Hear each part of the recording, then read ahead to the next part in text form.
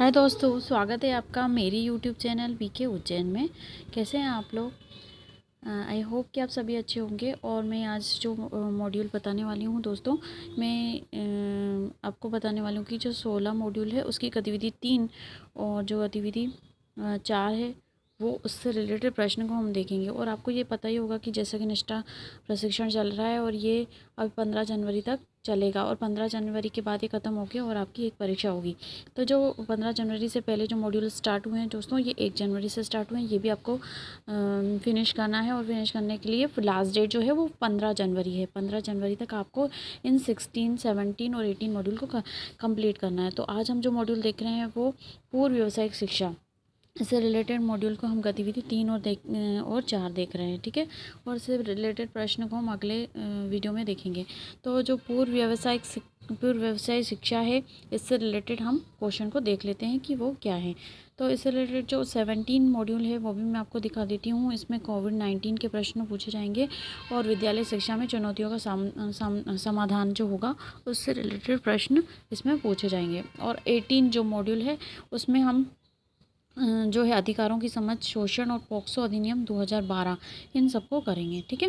तो चलते हैं हम अपने दीक्षा ऐप में और देखते हैं कि हमारा जो गतिविधि 3 और गतिविधि 4 है, जो हमारे मॉड्यूल में करना है वो किस तरह से करना है।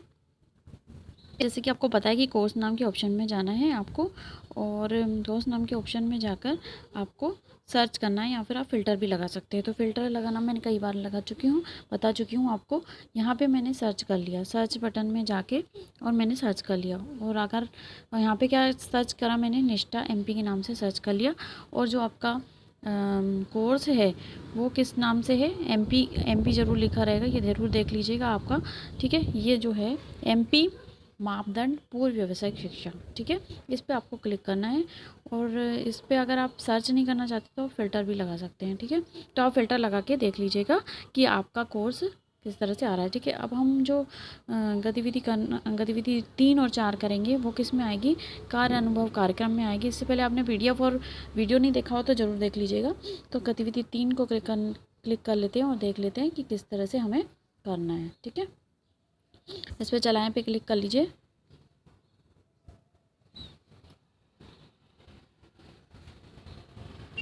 गतिविधि 3 जो है हमारी बोल रही है अपनी समझ की जांच करें, ठीक है। इसमें सत्य और असत्य को चुनना है। आप नेक्स्ट बटन दबा दीजिए और देख लीजिए पहला क्वेश्चन क्या कहता है। पहला क्वेश्चन कहता है कि व्यावसायिक विषय को अब कक्षा 9वीं से 12वीं तक सामान्य शिक्षा के साथ साथ विभिन्न व्यवसायों के लिए रोजगार और व्यावसायिक कौशल विकसित करने की पेशकश की जाती है। तो ये सत्य हो गया दोस्तों, ठीक है। अगर हम इससे रिलेटेड बात करें, जब भी व्यावसायिक शिक्षा की बात होगी तो 9 से 12 तक की होगी। और अगर आपसे 6 से 8 तक की बात की जाए तो वो प्री वोकेशनल ट्रेनिंग एजुकेशन की बात होगी। प्री वोकेशनल एजुकेशन मतलब पूर्व व्यावसायिक शिक्षा, मतलब व्यावसायिक शिक्षा से पूर्व वाली शिक्षा की बात जो होगी इसमें 6 से 8 में की जाएगी, ठीक है। और इससे रिलेटेड जो क्वेश्चन है वो आगे हम देख लेंगे, ठीक है। नेक्स्ट क्वेश्चन को देख लीजिए। समागम शिक्षा के तहत पूर्व व्यावसायिक शिक्षा कक्षा 6 से 8 तक दी जाएगी। बिल्कुल ये भी सत्य हो गया, जैसे कि मैंने आपको बताया 6 से 8 तक की, ठीक है। तो अगर हम एक तरीके से बात करें कि व्यावसायिक शिक्षा का मतलब समझे सबसे पहले तो ये क्या हो जाएगा, व्यावसायिक शिक्षा का मतलब ये 2 वर्ड से मिलकर बना है दोस्तों। व्यावसायिक है, पहला जो वर्ड होता है व्यावसायिक, ठीक है। ये 2 वर्ड से मिलकर बना है व्यावसायिक शिक्षा। पहला होता है व्यावसायिक और दूसरा होता है शिक्षा, ठीक है। तो शिक्षा, व्यवसाय मतलब, व्यवसाय का मतलब होता है जो भी हम जीवन यापन करने के लिए कारोबार करना चाहते हैं वो व्यवसाय, ठीक है। और उससे रिलेटेड शिक्षा मतलब जो व्यवसाय संचालन संबंधित जानकारी प्रदान करना चाहते हैं वो शिक्षा में आ जाती है, हम जो भी शिक्षा देना चाहते हैं। तो जो पूर्व अगर लग जाता है दोस्तों, अगर पूर्व व्यावसायिक शिक्षा की बात करें तो ये 6 से 8 तक की आएगी, ठीक है। अगर पूर्व व्यवसाय की बात करें तो 6 से 8 तक, और अगर 9 से 12 तक में व्यावसायिक शिक्षा की बात हम करेंगे। ठीक है, तो पूर्व व्यावसायिक शिक्षा में क्या चीज़ें आ जाती हैं दोस्तों? पूर्व व्यावसायिक शिक्षा की बात करें तो इसमें सभी चीज़ें जो व्यावसायिक शिक्षा देने से पहले हम जैसे कि एक्सपीरियंस देना चाहते हैं बच्चों को, जहाँ हम ये कह सकते हैं कि हम उनको बेसिक स्किल सिखाना चाहते हैं। इससे पहले कि हम उनको व्यावसायिक शिक्षा दें, उससे पहले कि हम क्या करना चाहते हैं, उनको बेसिक स्किल सिखाना चाहते हैं। ठीक है, जैसे कि अगर वो कोई भी ऐसा कारोबार करना चाहते हैं एम्ब्रॉयडरी से रिलेटेड, तो एम्ब्रॉयडरी से रिलेटेड हम क्या करेंगे, उनको छोटी छोटी चीज़ें सिखाई जाएंगी कि किस तरह से उस प्रोडक्शन होता है या किसी तरह से उसको बनाया जाता है, कितनी देर लगती है उसको बनाने में, या हाथ से वर्क करेंगे तो क्या समय लगेगा, और इंटरेस्ट मतलब उनके अंदर इंटरेस्ट जगाया जाता है कि वो इस व्यवसाय को करना भी चाहते हैं या नहीं करना चाहते हैं। तो सभी प्रकार की बेसिक स्किल्स वैसे भी ज़रूरी होती हैं कि जैसे छोटे मोटे काम हम अपने आप ही कर लें। तो व्यवसाय शिक्षा से पहले पूर्व व्यवसाय शिक्षा दी जाती है कि जो हमारी एक्टिविटीज़ हो रही हैं प्रोडक्शन की, मतलब कि उत्पादन की जो एक्टिविटीज़ हैं वो उनको आइडेंटिफाई करना, सिखाना, प्लान करना, ऑर्गेनाइज़ करना, जो भी कैसे प्लान किया जाता है, कैसे ऑर्गेनाइज़ किया जाता है, या तो उनको फील्ड ट्रिप पे ले जाना, एक तरह से दिखाना, उनमें क्या क्या मटेरियल यूज़ होता है, इक्विपमेंट यूज़ होता है, मटेरियल यूज़ होता है, जो भी प्रोडक्शन कर रहे हैं, हम उत्पादन कर रहे हैं जो भी गुड्स एंड सर्विसेज का, उसमें क्या क्या मटेरियल टूल्स यूज़ होते हैं, उनको फेमिलियर कराना, बेसिक स्किल्स के बारे में बताना, उनके अंदर बेसिक स्किल्स डेवलप करना, जैसे कि ऑब्जर्व करना यानी कि अवलोकन करना। ठीक है, उनको पार्टिसिपेट कराना, जो भी है गतिविधियों में पार्टिसिपेट, थोड़ी थोड़ी गतिविधियाँ सिखाना, जैसे कि गुड़िया बनाना सिखा दिया या फिर बैग बनाना सिखाया, उस पर पेंटिंग करना सिखाई।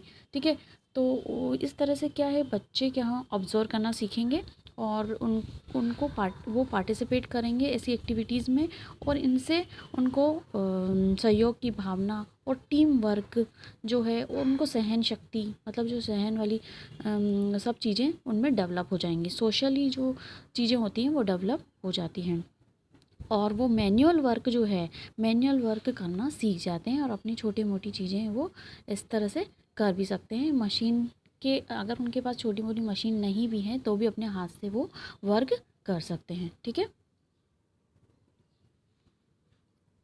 8वीं तक है पूर्व व्यवसायिक शिक्षा कार्यक्रम में हम क्या करते हैं कि जो भी कार्यक्रम है इसमें हम परिकल्पना से परिचित कराते हैं, और ये व्यवसाय के प्रति जागरूक करते हैं, और स्कूलों में और स्कूल से बाहर जो भी व्यवसाय हैं आधारित गतिविधियों के माध्यम से हम क्या कर सकते हैं, पूर्व व्यावसायिक शिक्षा को लागू कर सकते हैं। ठीक है, तो बाहर जाके बताना कि किस तरह से जो है ये व्यवसाय हो रहे हैं और इसमें क्या क्या मटेरियल यूज़ होगा, उनके प्रति जागरूक करना और उनको बारे में बताना ही पूर्व व्यावसायिक शिक्षा कार्यक्रम, उनसे जुड़ना भी होता है। इन तरह से छोटी छोटी एक्टिविटीज़ सिखा के उनमें जागरूकता पैदा करना है कि किस प्रकार की आप व्यवसाय कर सकते हैं। ठीक है, तो इसका आंसर क्या हो जाएगा, सत्य हो जाएगा दोस्तों। और नेक्स्ट क्वेश्चन को दबा के देख लेते हैं। नेक्स्ट क्वेश्चन क्या कहता है, शिक्षा आयोग की कोठारी आयोग की रिपोर्ट 1964-66 ने सामाजिक रूप से उत्पादक कार्यों की कल्पना की, और स्कूल में, घर में, कार्यशाला में, खेत में, किसी के कारखाने में या किसी अन्य उत्पादक कार्यों में भागीदारी। तो इसका आंसर क्या हो जाएगा दोस्तों, इसका आंसर हो जाएगा असत्य। क्यों हो जाएगा दोस्तों, क्योंकि जो कोठारी आयोग था क्या था, सामाजिक रूप से उपयोग उत्पादक कार्यों की कल्पना जो थी वो किसने की थी, वो की थी ईश्वर भाई पटेल ने। ठीक है, ईश्वर भाई पटेल समिति जो थी, ईश्वर भाई और पटेल समिति द्वारा जो है सामाजिक रूप से उपयोगी उत्पादक कार्य के रूप में इनकी कल्पना की गई थी, नामित किया गया था। ठीक है, जिसका उद्देश्य क्या था, अर्थपूर्ण और उद्देश्यपूर्ण मैनुअल काम के रूप में, है ना, मैनुअल काम करना मतलब खुद से काम करना, जैसे कि खुद बना के कार्य करना। जैसे कि सुझाव दिया गया था कि जैसे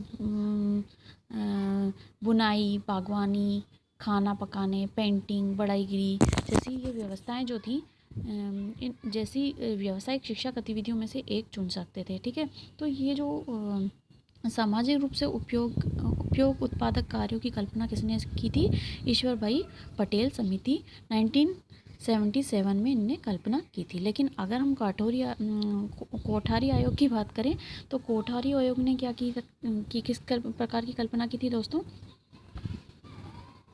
तो ये आपसे ये भी सन भी पूछा जा सकता है, 1964 और 66 के बीच में, है ना। कब आई थी इसकी रिपोर्ट, ये भी याद रख लेना। और स्कूल में, घर में, कार्यशाला में, फार्म में, किसी कारखाने में या किसी अन्य उत्पादक स्थिति में, मतलब जहाँ पर भी उत्पादक स्थिति हो रही है उनमें भागीदारी की इनने बात की थी, है ना। तो भागीदारी तो लिखा हुआ है वैसे, तो भागीदारी और उत्पादक कार्य के रूप में क्या बोला था? कार्य अनुभव कार्यक्रम है, कार्य अनुभव कार्यक्रम जो है उसकी कल्पना की थी। ठीक है, मतलब जो अभी हम दिखाते हैं ना, दिखा के और उनको फील करवाते हैं। जैसे कि हम, जैसे जादूगर आता है दिखाने के लिए, छोटे बच्चे आते, छोटे बच्चे होते हैं और छोटे बच्चों को हम जादू दिखाते हैं। तो इस तरह से हम कार्य अनुभव उनको करवाते हैं, या फिर हम फील्ड ट्रिप पे ले जाते हैं बच्चों को, छोटे बच्चों को फील्ड ट्रिप पे ले जाते हैं। वर्क बेस्ड लर्निंग हो गई। वर्क बेस्ड लर्निंग का क्या मतलब हो गया? जैसे कि रियल गुड्स और सर्विसेज को दिखाना, है ना, चाहे वो पेड हो चाहे अनपेड हो वर्क। पहले नहीं बताया गया था, इसमें सिर्फ सामाजिक रूप से सामाजिक रूप से उपयोग उत्पाद कार्य की कल्पना जो थी बाद में की गई थी। किसके द्वारा की गई थी? ईश्वर भाई पटेल के द्वारा। लेकिन सिर्फ इसमें पहले तो जो कठोरी आयोग थी, इसने किसकी कल्पना की थी? कार्यक्रम की, कार्य अनुभव कार्यक्रम की। मतलब जो भी अनुभव दे रहे हैं वो कार्यक्रम के द्वारा देना है, ठीक है ना। और मैनुअल कार्य जो होता है, बुनाई कटाई, ये सब बाद में कल्पना की गई थी। किसके द्वारा? ईश्वर भाई पटेल समिति के द्वारा बाद में कल्पना की गई थी कि इसको मैनुअल काम के रूप में वर्णित किया गया था। ठीक है, जो समुदाय से उपयोगी हो और जो समान सेवाएं देता है, ठीक है, जो समुदाय में उपयोगी हो वो सेवाएं देना, ठीक है। तो ये बाद में की गई थी, तो इसका ये असत्य हो गया। नेक्स्ट क्वेश्चन, व्यावसायिक शिक्षा प्रशिक्षण में शिक्षा के सभी चरणों में उद्देश्यपूर्ण मैनुअल कार्य होना चाहिए। तो ये ज़रूरी नहीं है कि मैनुअल कार्य होना चाहिए, ठीक है, तो ये असत्य हो गया। मैनुअल कार्य मतलब जो भी हाथ से रिलेटेड हम मैनुअल कार्य करते हैं, खुद ही कार्य करते हैं, जैसे कि बुनाई, बागवानी, है ना, ये सब खुद कार्य करना, मैनुअल कार्य करना, ना किसी की हेल्प लेना या मशीन की हेल्प ना लेना, ठीक है, ये वाली। तो असत्य हो गया। कक्षा के लिए कार्य अनुभव कार्यक्रम पेश होगा, बिल्कुल सत्य है, कार्य अनुभव कार्यक्रम पेश होगा, ठीक है। और ये सबमिट हम बटन दबा के देख लेते हैं कि हमारा आंसर क्या हुआ है। तो हमारा आंसर सही हो गए और जो 5 में से 5 हमको आंसर मिल गए। अगर आपको अगर आपके 5 में से 4 आए या 3 आए तो आप रीडू करके फिर से आप अपने स्कोर को सुधार कर सकते हैं। अगर आप संतुष्ट हैं और 5 में से 5 आ गए हैं तो आप एग्जिट यहाँ पे दबा लीजिएगा, ठीक है। तो ये हमारी गतिविधि कौन सी हो गई? गतिविधि 3 हो गई। अब हम गतिविधि 4 को देख लेते हैं कि कैसे करना है, ठीक है। गतिविधि 4 को मैंने क्लिक कर लिया है, इस पे चलाएं पे क्लिक कर लीजिए और देखिए ये गतिविधि क्या कहती है। प्रश्न करना है, उसको मिलान करना है ना, ठीक है। मिलान करने से रिलेटेड है प्रश्न, ये एक्टिविटी। और ये 6 से 8 तक की पूर्व व्यावसायिक शिक्षा में आयोजित की जाने वाली जो गतिविधियां हैं उससे रिलेटेड है। अगर कृषि की बात करें तो इसमें कृषि से रिलेटेड क्या है, इसको उठा के बस अपनी फिंगर से प्रेस करके और इसके सामने, कृषि के सामने छोड़ देना है। तो कृषि इसमें कौन सी दिख रही है हमको? कृषि से रिलेटेड क्या दिख रहा है? हमें मशरूम की खेती दिख रही है, तो हमने इसको फिंगर से प्रेस किया और कृषि के सामने लगा दिया, ठीक है। इसी तरह से परिधान और रेडीमेड सामग्री, मतलब जो भी हम कपड़े वगैरह पहनते हैं उससे रिलेटेड हमें क्या है? ब्लॉक प्रिंटिंग हो जाती है। ब्लॉक प्रिंटिंग से मतलब क्या है दोस्तों? जैसे कि आपने देखा होगा कि हम बच्चों को भी सिखाते हैं ब्लॉक प्रिंटिंग। जैसे एक वुडन ब्लॉक होते हैं, ऐसे बने रहते हैं वुडन ब्लॉक, और उस पर डिज़ाइन छपी रहती है। जैसे कि इस तरह से ब्लॉक हो गया, छोटा सा ब्लॉक हो गया, इसमें मैंने डिज़ाइन छाप दी इस तरह से 4 चौखुंट वाली। और ये हम क्या करते हैं? कपड़े पे या फिर कागज़ पे हम इसको मतलब जो भी कलर लेके आते हैं, कलर में मिक्स करते हैं थोड़े से चीज़ें, ताकि वो ज़्यादा समय तक उस पर चले, कपड़े पे, और उस पर फिक्स रहे। और उसके बाद हम कपड़े पे उसको पहले तो उस वुडन ब्लॉक जो होता है उस पर लगा लेते हैं, और कपड़े पे उस पर क्या करते हैं कि उसको कलर लगा के फिर उस पर ये पूरा, जैसे मान लीजिए हमारा बैग हो गया, और बैग में हमने क्या करा कि उस पर जो कलर लगा था उसको इस पर प्रेस करते गए, तो ये सारे इस पर ये डॉट डॉट आ गए हमारे बैग पे। तो इस तरह से ये ब्लॉक प्रिंटिंग की जाती है कपड़े पे, किसी भी चीज़ पे हम इसकी प्रिंटिंग कर सकते हैं। और भवन निर्माण, अब भवन निर्माण जो होता है, भवन और निर्माण, ठीक है। भवन और निर्माण से रिलेटेड कौन सी चीज़ है हमारी यहाँ पे, चिनाई, ठीक है। तो इस चिनाई को यहाँ पे उठा के उंगली से प्रेस करके और उसको दबा के फिर यहाँ पे छोड़ दीजिए, तो ये चिनाई पे आ गया। चिनाई क्या होती है, चिनाई भी आपको मालूम ही होगा। जैसे कि घर बनते हैं, तो घर बनने में जो ईंटें होती हैं, ईंटों के बीच में जो मसाला भरा जाता है उसको हम चिनाई कहते हैं, ठीक है।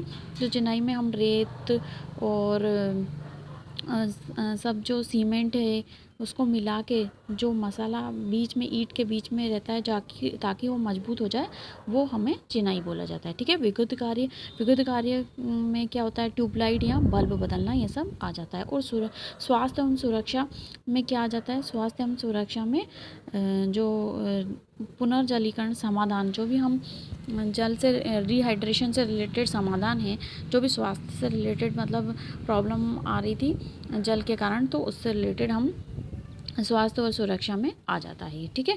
तो अब नेक्स्ट बटन को दबा के देख लेते हैं। ये सिर्फ एक ही क्वेश्चन था इसमें दोस्तों, और एक क्वेश्चन हमने आंसर कर दिया। अब हम सबमिट बटन को दबा के देख लेते हैं कि हमारा आंसर कितने सही हुए। तो सही हो गया हमारा आंसर।